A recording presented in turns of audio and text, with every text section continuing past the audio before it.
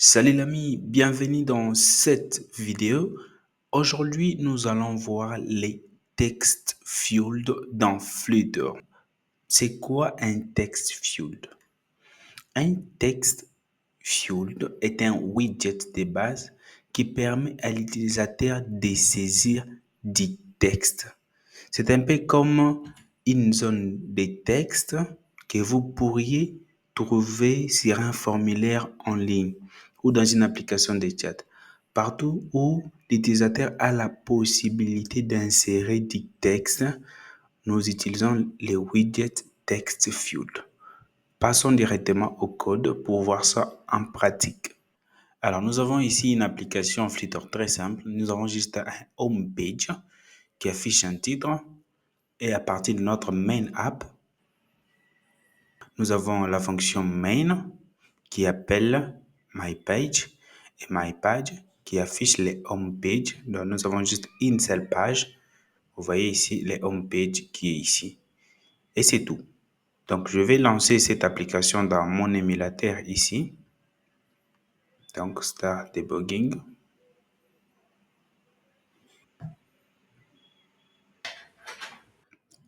Maintenant que nous avons lancé notre application ici, donc j'avais déjà expliqué route et initial route dans la vidéo précédente. Donc, rien de nouveau ici.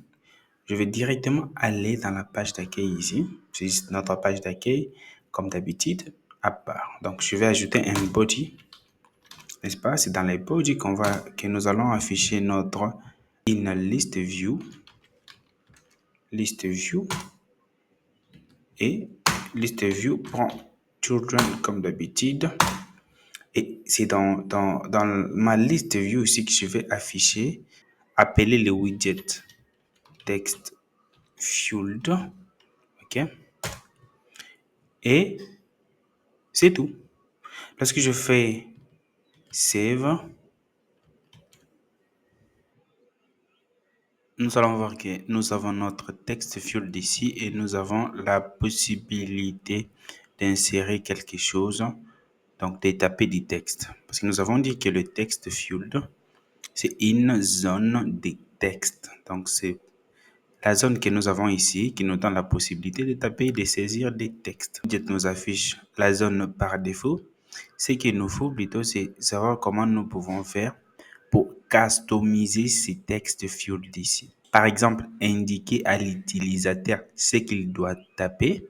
Alors, pour faire ça, c'est simple. Pour customiser notre text field, nous allons entrer à l'intérieur de notre widget et nous allons appeler le paramètre decoration. Il va prendre comme classe input decoration. La input decoration nous donne beaucoup de possibilités qui vont nous permettre, n'est-ce pas, de customiser. Alors, input decoration nous donne beaucoup de paramètres qui vont nous permettre de customiser notre text field.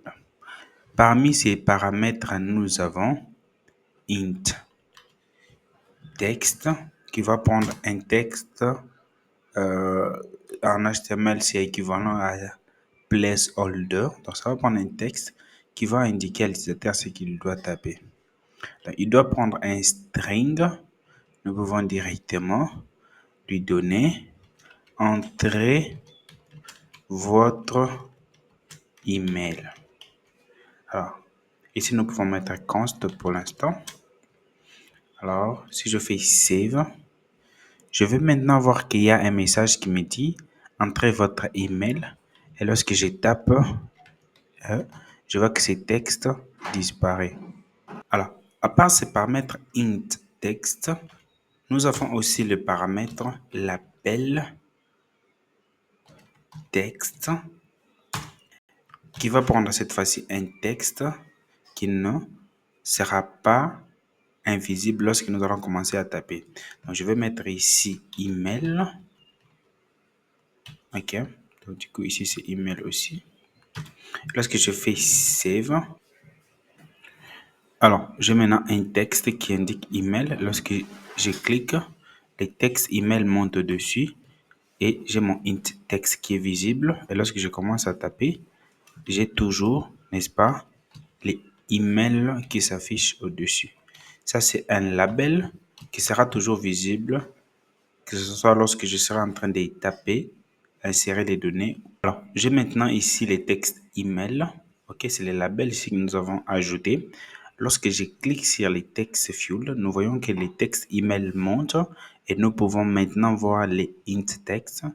Et lorsque j'insère les textes, nous voyons que notre texte email reste toujours visible parce que c'est les labels, à la différence des int text qui disparaît lorsque l'utilisateur va commencer à insérer les données. Alors, à part ces deux paramètres, nous avons aussi le paramètre préfixe icon pour préfixe icon qui va prendre une icône qui sera affichée au début de notre text field. Alors, souvenez-vous, pour afficher une icône, nous utilisons le widget icône. Entre parenthèses, nous appelons la classe icons. Point. L'icône que nous allons prendre ici, c'est l'icône email, tout simplement. Et maintenant, lorsque je fais save, nous pouvons voir l'icône email visible ici.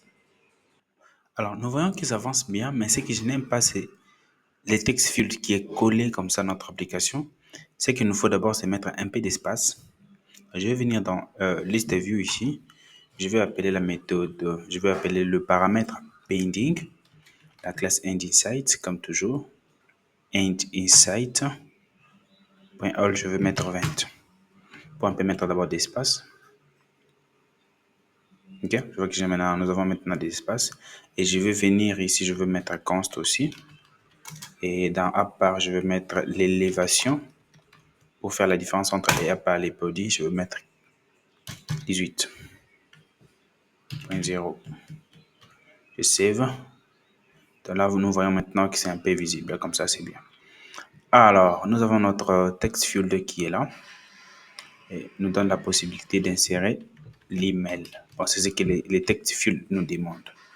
Alors, nous voyons que c'est toujours une ligne. Comment nous pouvons faire pour que ça soit encadré comme ça? Ok, comment nous pouvons faire pour changer les styles de ces text field?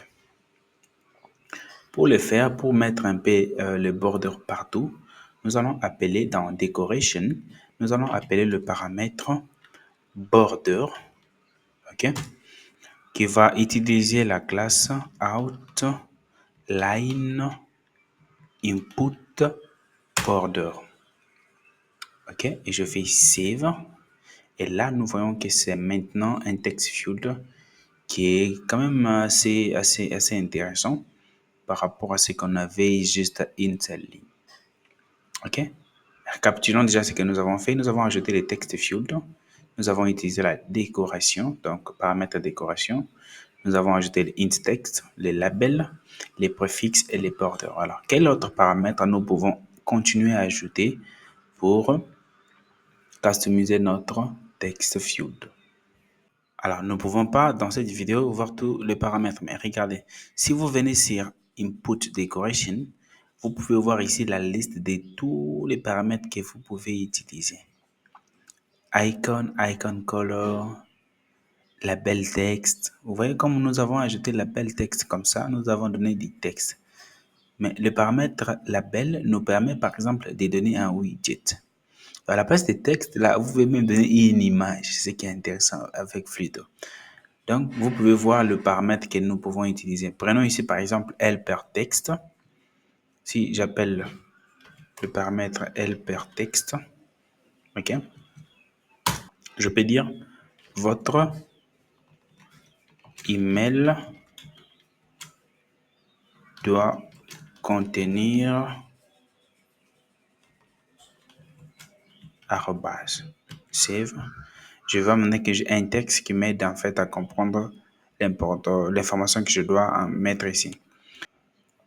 Alors, il y a beaucoup d'autres paramètres que nous pouvons ajouter ici dans Decoration. Ici, nous allons voir que nous avons beaucoup de paramètres.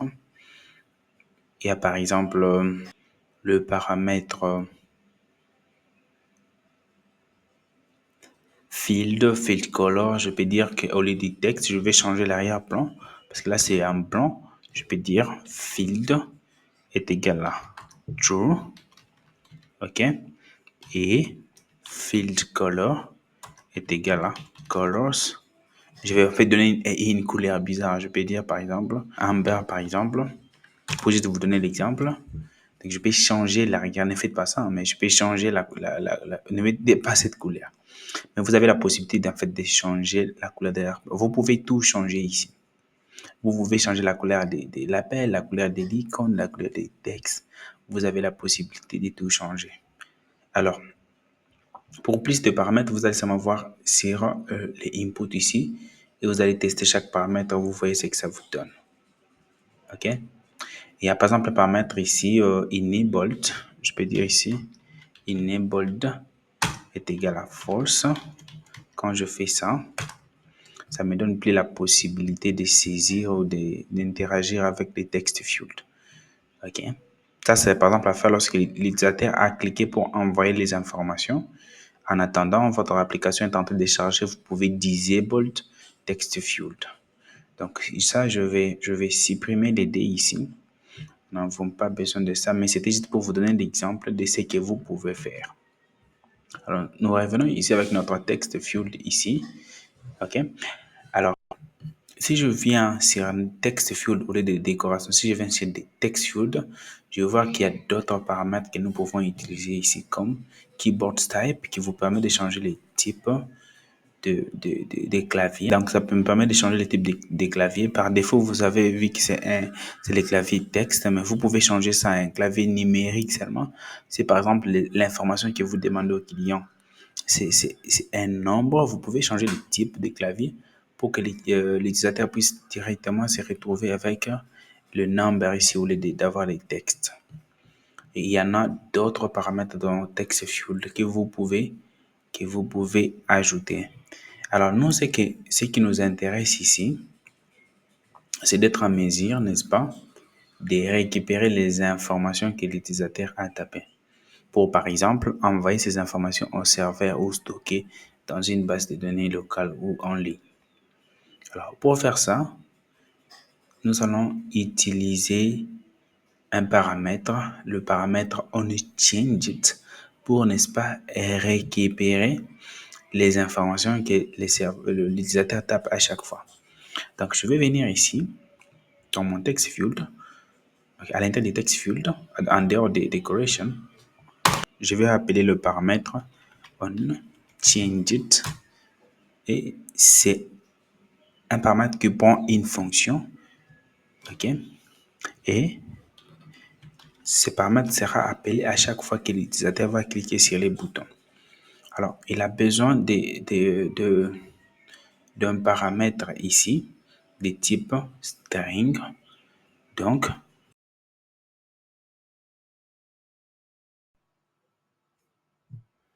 ok les amis, à partir d'ici, les sons à couper, ce que j'ai fait dans la suite de la vidéo, c'est récupérer la valeur que l'utilisateur est en train d'insérer dans les champs à partir de la fonction onChange et stocker cette valeur dans la variable email que j'affiche d'abord dans la console pour voir comment ça se passe.